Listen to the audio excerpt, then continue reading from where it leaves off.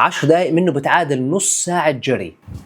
السر في النط، وبتأخر الشيخوخة عندك كمان. تخيل انه احنا بنكبر لانه احنا بنبطل النط. بس قبل ما اشرح لكم اذا بدك اشتغل معك بشكل شخصي اوصلك لجسم الاحلام، ابعث كلمة سوبر او شوف اللينك الموجود عندنا بالبايو. تعال نفكر فيها شوي. راقب الصغار بتلاقيهم ما بيقعدوش طول الوقت عم بنطوا وبيدوروا وجسمهم كله طاقة. احنا لما بنكبر بنبطل النط، بنبطل نعمل هاي الحركات، بنصير نقعد اكثر فبنخسر هاي الطاقة. فبدك ترجع كل الحيوية والنشاط وتبطل تختير. اعمل الريباوندينج، قفز خفيف على الارض او على الترامبولين. 10 دقائق منه بتعادل نص ساعة ركض. انه بحسن التوازن عندك والبالانس، بنشط الجهاز الليمفاوي وبنظف الجسم من السموم، وبيزيد ضخ الدم للدماغ، فبيحسن التركيز والذاكرة وبيعطيك طاقة خارقة. كل اللي بدك اياه ترامبولين صغير واعمل قفز خفيف كل يوم 10 دقائق بكفي، والنتيجة راح ترجع شباب من جديد. واذا بدك نساعدك في سوبر هيومن في برنامج غذائي يحرق عندك الدهون، ابعث كلمة سوبر او شوف اللينك الموجود عندنا في البايو. واذا بدك تعرف كل اسرار الصحة تابع حسابنا. مع السلامة عليكم.